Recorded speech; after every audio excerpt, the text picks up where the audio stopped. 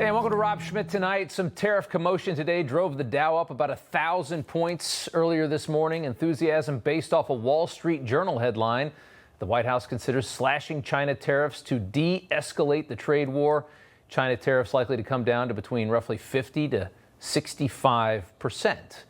The Dow soared at the open at the thought of a capitulation by the White House. Wall Street praying that Trump will stop fighting for the things that he promised and stop fighting what is a pretty honorable fight. Later in the day, the president swung the conversation back the other way, though. So we've seen this a couple times now, refusing to answer specifically to the Wall Street Journal claims on slashing tariffs on China, instead saying this. Can you clarify, Mr. President, on China? Yeah, we are going to have a fair deal with China. It's going to be fair. Are you talking to them actively now? Actively. Everything's active. Everybody wants to be a part of what we're doing. They know that they can't get away with it any longer, but they're still going to do fine. We're losing $1 trillion a year. Trillion, not a billion, not a million, a trillion. And now we're going to be making money with everyone, and everyone's going to be happy. But we're no longer going to be the country that's ripped off by every country in the world. So there you have it. It appeared then that not much had really changed from yesterday. Maybe all part of the negotiation. We don't know. Staying unpredictable. We're not really sure. Yesterday, Scott Bessent said privately he expects a de-escalation with China in the very near future. That's what Wall Street wants to hear, right?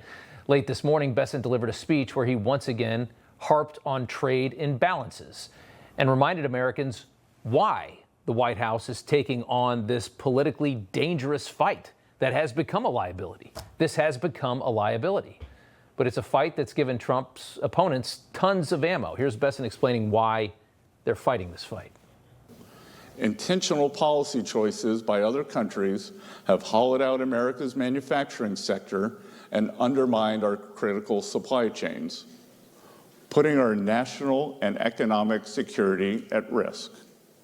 President Trump has taken strong actions to address these imbalances and the negative impacts they have on Americans.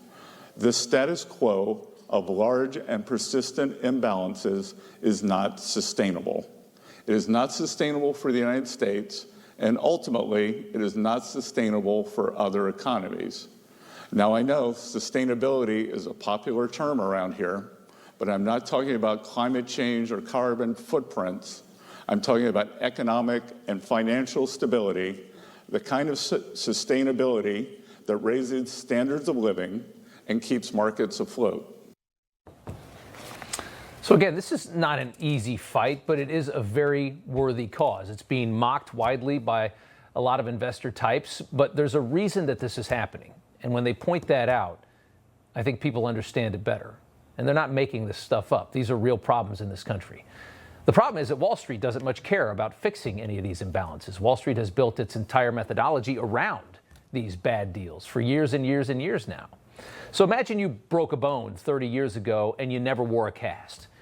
And it healed improperly and you just continued on. Now you walk on it, you got a limp, you just deal with it.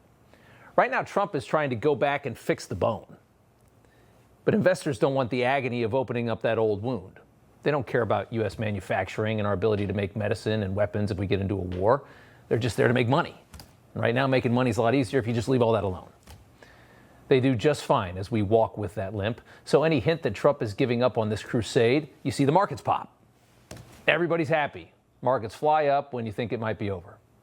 But Scott Bessent says this is only going to get worse, the problems that we have in this country. That China is basically turning into a nation that only manufactures, and the U.S. is turning into a nation that really only consumes. China's economic system, with growth driven by manufacturing exports, will continue to create even more serious imbalances with its trading partners if the status quo is allowed to continue. China's current economic model is built on exporting its way out of its economic troubles. It's an unsustainable model that is not only harming China, but the entire world. There you have it.